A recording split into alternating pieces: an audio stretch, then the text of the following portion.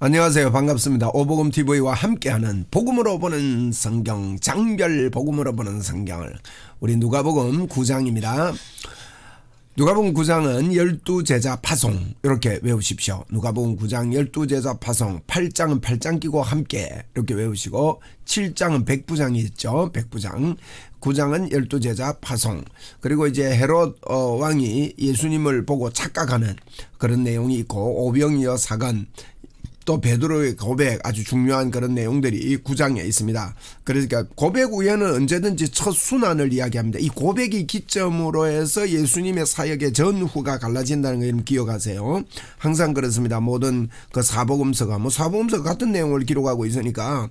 그래서 고백 다음에 전후가 갈라진다. 그 전에는 예수님이 내가 누구신가 하는 이것들을 드러내는 일을 그렇게 하셨고, 후에는 나는 이런 일을 위해 왔다. 그 오신 목적에 대한 사역이라고 볼 수 있습니다. 그래서 오늘 9장이 예수님의 사역이 전후로 갈라지고, 이제 후에는 전의 사역은 주로 이제 갈릴리 중심의 사역이었습니다. 그 다음에 후에는 예루살렘 중심의 사역이다. 이렇게 보시면 꼭 그렇지는 않는데 그렇게 보시면 쉽게 이해할 수가 있습니다. 오늘 12제자 파송 1절, 누가복음 9장 1절입니다. 예수께서 12제자를 불러 모으사 모든 귀신을 제어 병을 고치는 능력과 권위를 주시고. 자, 여기 보십시오. 우리 꼭 기억해야 됩니다.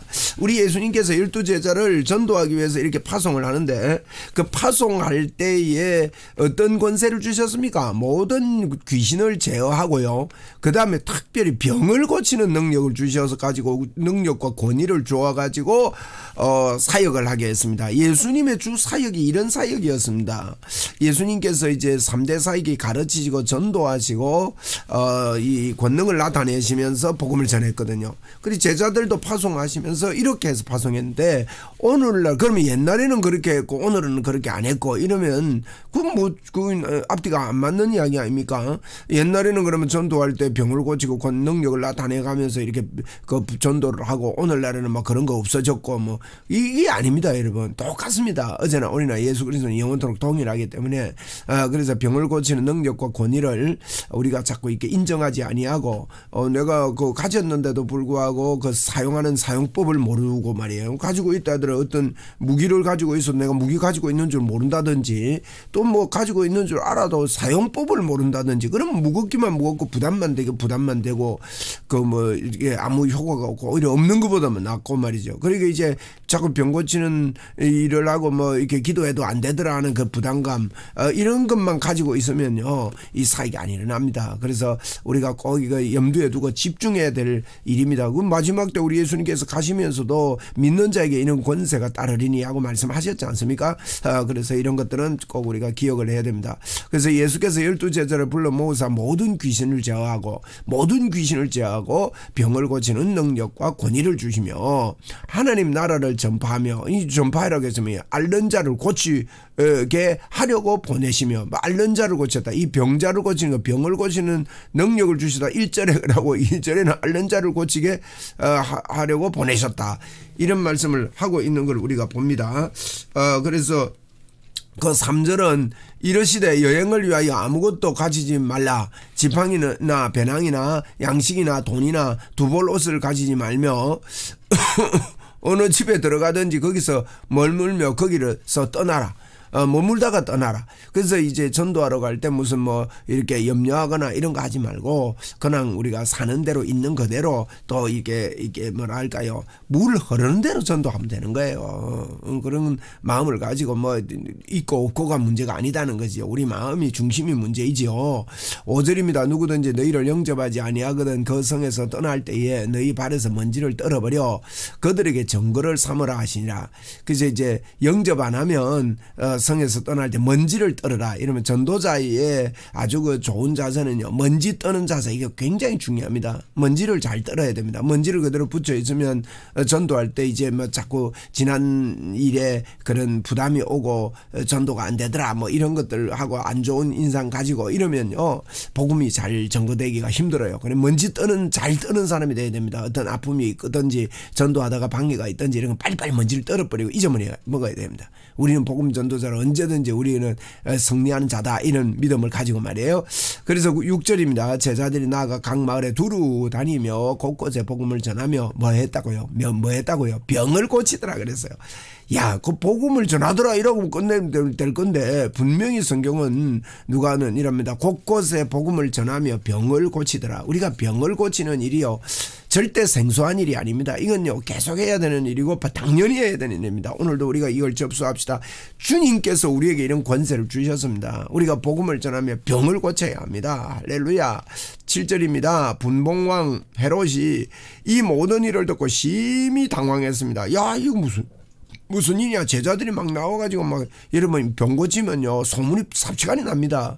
그래서 막 이게 소문이 나가지고 당황하며 이는 어떤 사람은 요한이 죽은 자 가운데서 살아났다고도 하며 어떤 사람은요 엘리야가 나타났다고도 하며 어떤 사람은 옛 선지자 한 사람이 다시 살아났다 뭐 이상한 이야기를 막 하면서 헤롯은 요한이 죽었다가 살아난 걸로 이렇게 알았던 겁니다. 그래서 헤롯은요 이르되 요한은 자기 목을 베었거늘 요한은 내가 목을 베었거늘 이제 이런 일이 들리니 이 사람이 누군가 하며 그를 보고자 하더라. 요한의 목을 이제 헤롯은 뵈려고 안 했습니다. 그 내용을 보면 헤롯은 뵈려고 안 했는데 헤로디아라는 그 여인이 그 빌립이라는 자기 동생의 그 아내였는데 그 버리고 여기 와가지고 시집에 와가지고요 뭐 이렇게 된 거예요.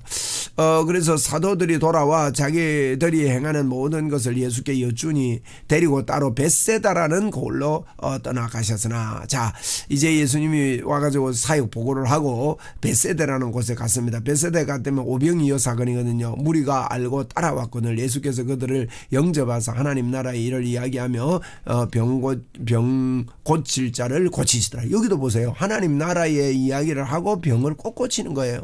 우리도요 복음을 전하고 병을 꼭 고칩시다. 복음을 전하면서 병을 꼭 고칩시다. 예수님의 이름으로 주여 그렇게 하겠습니다.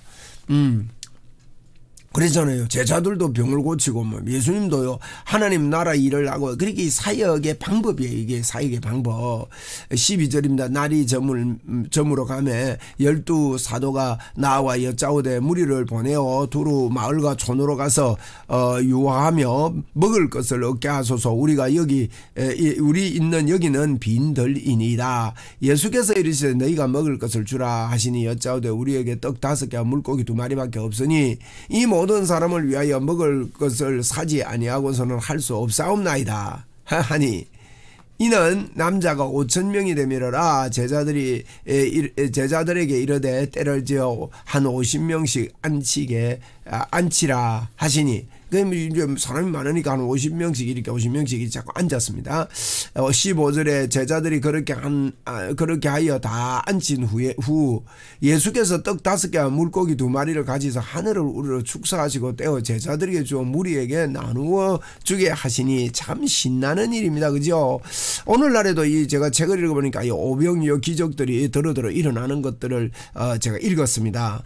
그래서 참 오늘날도 하나님이 필요할 때 이런 역사를 하시구나 하는 걸 제가 보았는데 우리가 이거 제한하면 안 되겠죠. 필요하면 하나님 오늘도 그렇게 역사하실 겁니다. 먹고 다 배불렀더라. 그 남은 조각을 12바구니에 거두니라. 우리는요 이런 놀라운 주님을 모시고 있고 우리는 보통 존재가 아닙니다. 사실은 세상 사람들과 똑같은 사람처럼 이렇게 보일는지 몰라도요 저들과 우리는요 여러분 사실 다릅니다. 저들은 마귀의 자녀고 우리는 하나님의 자녀고 하나님이 우리 떠나지 않고 우리와 함께 하시고 하나님의 권세가 우리 속에 넘쳐나는 것이죠. 그래서 9장 18절입니다. 누가복음 예수께서 따로 기도하실 때에 예수님은요 따로 또 기도하시는 일을 하셨어요. 제자들이 주와 함께 있더니 물어 이르시되 무리가 나를 누구라 하더냐 이제 누구라고 하더냐고 예수님이 질문했습니다. 요게 이제 굉장히 예수님의 사역의 기점이죠. 대답하여 이르되 사람들이 아까도 뭐 여러 사람이라고 했지 않습니까? 세례 요한이라고 하고 들어는 엘리야라고 들어는 옛 선지자 중에 한 사람이 살아났다 하나이다. 헤롯과 함께 이런 여러 사람들의 이야기가 있었다는 거예요. 소문에. 그래서 9장 20절에 예수께서 이르시되 너희는 나를 누구라 하느냐 하니까 베드로가 대답하여 이르되 하나님의 그리스도시니이다 하니 경고하사 아무에게도 이르지 말라 명합니다. 왜 이렇게 명합니까? 소문이 더 나야 되는데 말이에요. 말이에요. 지금 예수님을 자꾸 죽이려고 하는 사람들이 너무 많아요. 아직도 예수님은 그 때가 아닌데 말이에요. 그래서 자꾸 감추는 일을 하시는 겁니다. 22절입니다. 이르시되 인자가 많은 고난을 받고 장로들과 대제사장과 서기관들에게 버림받아 죽임을 당하고 제3일에 살아나야 하리라 하시고, 자, 예수님은 이 고백 이후에 예수님이 언제 3일 만에 살아날 것을 이 순환을 이제 첫 번째로 말씀하셨고요. 변화산상에 올라갔다 내려오셔 가지고도 우리 예수님은 또 내가 죽었다가 살아나기 전에 이거까지 이야기하지 말아라, 이런 이야기를 또 선포하셨지 않습니까? 그래서 이게 첫 번째 순환 예고입니다. 자, 23절입니다. 또 무리에게 이르시되 아무든지 나를 따라오려거든 자기를 부인하고 날마다 제 십자가를 지고 나를 따를 것이니라. 여러분, 이렇게 예수님을 따라야 됩니다. 예수님을 따를 때요, 무리에게 이르시되 아무든지 나를 따라오든 자기를 부인해야 돼요. 자기 의지하면 안 됩니다. 여러분, 우리가 스스로 뭐 하나님을 위해서 뭘 하겠다 그런 거 하지 말아야 됩니다. 여러분, 뭐 하는 거 아닙니다. 날마다 자기 십자가를 지면 됩니다. 제 십자가가 뭡니까?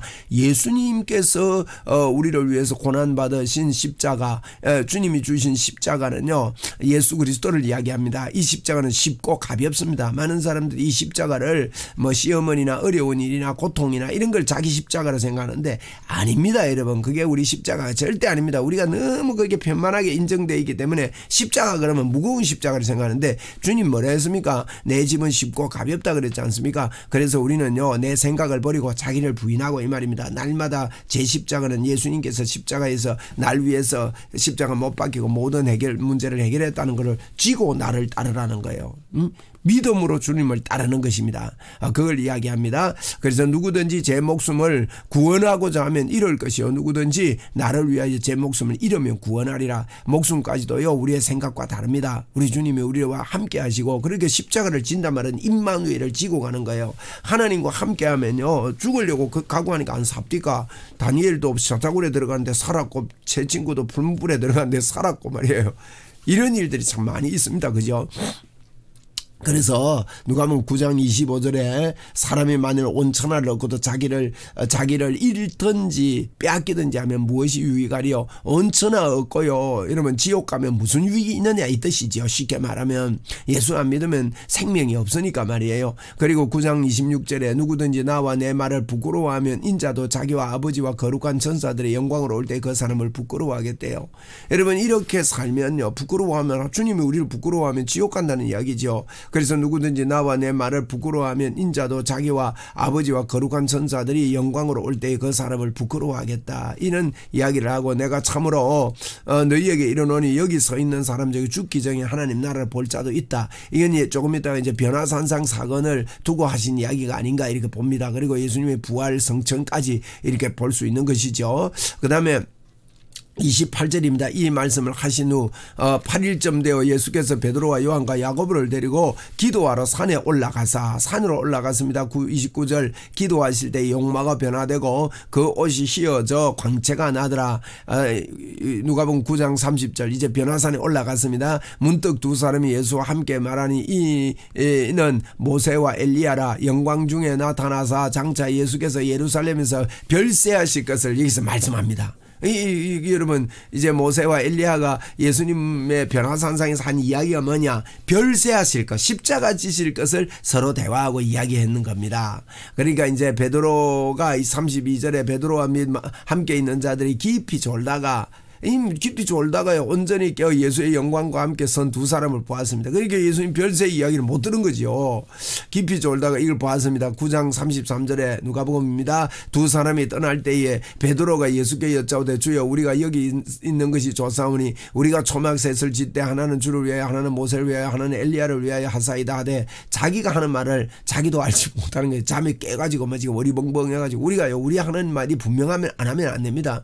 그런데 이제 뭐 초막셋을 짓는다 이 말은 예수님이나 모세나 엘리야나 동급에서 이렇게 보는 그런 모습이라고 볼 수 있죠. 그리고 그들의 대화가 뭡니까? 이제 십자가에 못 박혀 죽었다가 부활하실 것을 그 말씀하시는 그 내용을 못 들은 거예요. 그러니까 막 여기 있는 게 좋사오니, 주님이 여기 살라고 오셨습니까? 주님의 뜻과는 전혀 관계없는 이와 같은 이야기를 하는 것은 하나님의 말씀이 내 속에 없고 기도하는 삶이 없으면요, 엉뚱한 이야기를 한다고, 열심을 한다고 하는 게 그래서 이런 말도 하고 뭐 이렇게 합니다. 9장 34절에 이 말할 점에 구름이 와서 그들을 덮는지라. 뭐 예수님 하나님께서 아마 대꾸할 가치도 없었던가 봐요. 그래서 구름이 와서 덮으면서 구름 속에서 들어갈 때 그들이 무서워하는데 구름 속에서 소리가 나는 것이요. 35절에 뭐라고 합니까? 이르되 이는 나의 아들 곧 택함을 받은 자니 너희는 그의 말을 들으라 하고, 그의 말을 들으라 그럽니다. 예수님의 말씀을 잘 들어봐라. 내가 초막셋을 짓고 여기 살 일인지 어떤 일인지 너희들이 목숨을 걸고 복음을 전해야 될 일이란다 하고 이제 소리가 들린 겁니다. 그러니까 소리가 그치니까 36절에 예수만 보이더라. 우리가 예수만 보여야 되거든요. 오직 예수만 보이더라. 제자들이 잠잠하여 그 본 것을 무엇이든지 그때에는 아무에게도 이르지 아니하니라. 자기들이 꿈꿨나 이게 무슨 일이지 이게 무슨 환상이지 이러고 있습니다. 그래서 37절 이튿날 산에 내려오시니 큰 무리가 맞을새 무리 중에 한 사람이 소리질러 이르되 선생님 청컨대 내 아들을 돌봐 주옵소서. 이는 내 외아들이니이다. 외아들이요 귀신이 들린 겁니다. 그래서 39절에 귀신이 그를 잡아 갑자기 부르짖기도 하고 경련을 일으켜 거품을 흘리게 하며 몹시 상하게 하고 하고야 겨우 떠나갑니다. 이 간질 종류의 질병이라고 볼 수 있습니다. 40절에 당신의 제자들에게 내쫓아주기를 구하였으나 그들이 능히 못하더이다. 못하더이다. 그러니까 예수께서 대답하여 이르시되 믿음이 없고 배역한 세대여 내가 얼마나 너희와 함께 있으며 너희에게 참으리여 그 내 아들을 이리로 데려오라 하시니, 예수님께서 이런 귀신을 내쫓는 권세를 다 주셨거든요. 근데 이게 못하더라 이 말은 우리하고 똑같은 것 같아요. 주셨는데도 안 하고 못하고 믿음으로 안 하고 이러니까 자꾸 해야 됩니다. 믿음으로. 그래서 42절에 올 때에 귀신이 그를 거꾸로 때리고 심한 경련을 일으키는지라. 예수께서 더러운 귀신을 꾸짖습니다. 뭐 그때 그런 현상이 나타난 거예요. 이 아이를 낳게 하사 그 아버지에게로 도로 주니 꾸짖고 주니까 되는 거예요. 43절에 사람들이 다 하나님의 위엄에 놀라니라. 그들이 다 행하시는 그 모든 일을 놀랍게 여길새 예수께서 제자들에게 이르시되 이 말을 너희 귀에 담아두라. 인자가 장차 사람의 손에 넘겨지리라 하시되, 이제 십자가에 못 박혀 돌아가실 것도 또 말씀하시죠. 그들이 이 말씀을 알지 못하니 이는 그들로 깨닫지 못하게 숨긴 바 되었습니다. 또 그들이 이 말씀을 묻기도 두려워하더라. 제자 중에 누가 크냐 하는 변론이 일어납니다. 46절에 누가 크나 하는 변론이 또 일어납니다. 뭐 예수님 십자가에 못 박혀 돌아간다 하는데 이런 변론이 일어났다 그랬죠. 47절입니다. 예수께서 그 마음에 변론한 것을 아시고 어린아이 하나를 데리다가 자기 곁에 세우시고 그들에게 이르시되 누구든지 내 이름으로 이 어린아이를 영접하며 곧 나를 영접하며 또 누구든지 나를 영접하면 나를 보내신 이를 영접함이라. 너희 모든 사람 중에 가장 작은 그가 큰 자니라. 누가 크냐 하는 문제에 작은 자가 큰 자가 된다. 누가복음 9장 49절입니다. 요한이 여짜오되 주여 어떤 사람이 주의 이름으로 귀신을 내쫓는 것을 우리가 보고 우리와 함께 따르지 아니하므로 금하였나이다. 이런 이야기를 합니다. 이거를 이제 우리를 따르지 않고 이렇게 금했습니다. 이런 이야기를 하죠. 마가복음 9장에도 이런 내용이 나오는데요. 누가복음 9장에도 이런 내용이 나오네요. 이제 50절입니다. 예수께서 이르시되 금하지 말라. 너희를 반대하지 않는 자는 너희를 위하는 자니라. 이런 말씀을 합니다. 자, 51절부터는 이제 누가만이 기록한 내용입니다. 이게 사마리아 성에 들어갔는데 예수님을 받아들이지 않는 그 굳은 마음들, 요거 누가만 기록하는 내용입니다. 자, 예수께서 성천하실 기약이 참에 예루살렘을 향하여 올라가기로 굳게 결심하시고 이제 예루살렘 올라갑니다. 여기서부터 이제 예수님의 후반부가 시작되는 내용이거든요. 그걸 올라가기로 결심하면서 52절에 사자들을 앞서 보내며 그들이 가서 예수를 위하여 준비하려고 사마리아인의 한 마을에 들어갔더니, 예수께서 예루살렘을 향하여 가시기 때문에 그들이 뭐라 합니까? 받아들이지 아니한지라. 예루살렘에서 받아들이지 않는 겁니다. 그래서 제자 야고보와 요한이 이를 보고 이르되 주여 우리가 불을 명하여 하늘로부터 내려 저들을 멸하라 하기를 원하십니까? 이제 불을 멸해가지고 막 불로 떨어뜨릴 불까요? 하니까 예수께서 돌아보시고 꾸짖으시고, 여러분 이런 마음이 우리 말 안 듣는다고 맞지만 니는 망해라 이러면 안 돼요. 너는 뭐 가다가 차에 바치라 이런 소리 하면 안 된다 이 말이에요. 그래서 예수께서 돌아보시고 꾸짖으시고 함께 다른 마을로 가시니라. 거기 못 들어오게 하니까 이제 다음 마을로 둘러서 이렇게 가시는 내용, 누가만이 기록하고 있는 불을 떨어뜨리게 저들 다 태워볼까요? 이런 이야기들이죠. 이제 나를 따르라고 주님이 말씀하는데 마태복음 8장에는 이게 기록되어 있습니다.